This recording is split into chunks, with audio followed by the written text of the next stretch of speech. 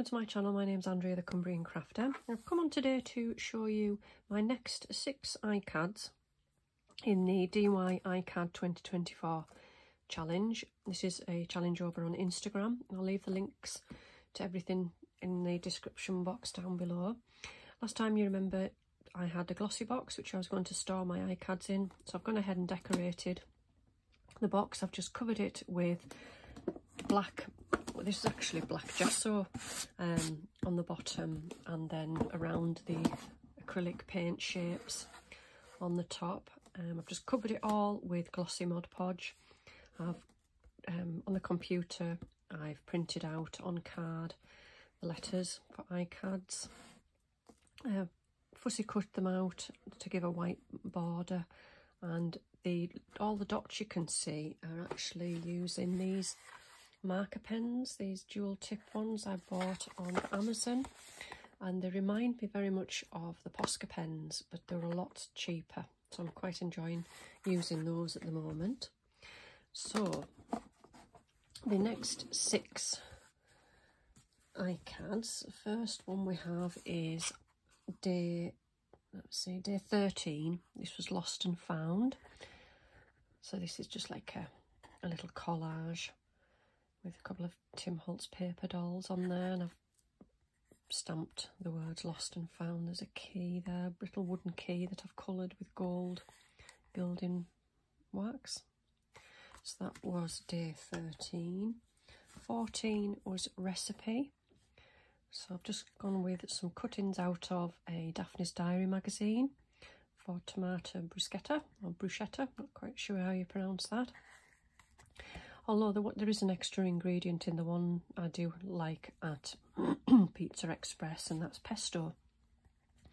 But this one just has the more traditional ingredients for that. The background is some paint sprays through a handmade stencil. I made a stencil using the hot glue gun. I just done lots of random shapes with the hot glue, and once that dried, I used that as a stencil in the background. And then the next day is day 15, which is terrazzo. I wasn't sure what that was, so after a bit of research I found that it's the sort of marble tiles that you can get that have got all the little flecks, little pieces of marble in there. So I've tried to create that in the background. Kept that quite white because a lot of the tiles did look quite white, and then I've just put a sticker there of a coffee cup, fussy cut out this little shape like a doily, and it just says it's always coffee time. I've gone around the edge with some purple embossing powder for that one. The next one is ivy.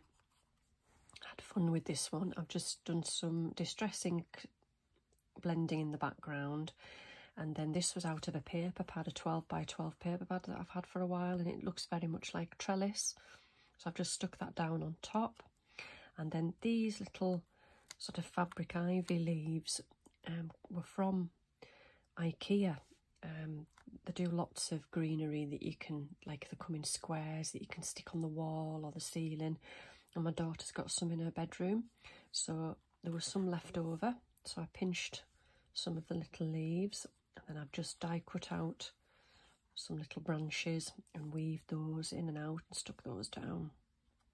And then it looked a bit bare on this side, so I've just had a little bee that I've just stamped and then fussy cut out, and then just the word ivy, as if you didn't know it was ivy, but again it just looked a bit lost in that corner, so that was ivy.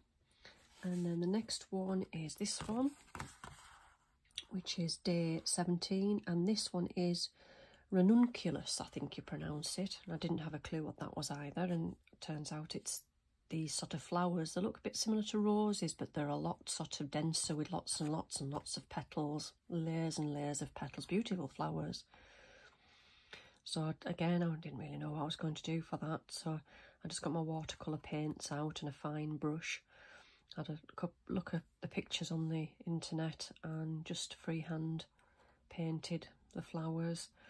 And then again it looked lost around the outside, so I just took a stamp, a script stamp in like a dark brown, and I think it was second generation for most of it because I didn't want it to be too strong all the way around. And then I took more of the watercolour paint just to go around the edge. It's like a rose gold.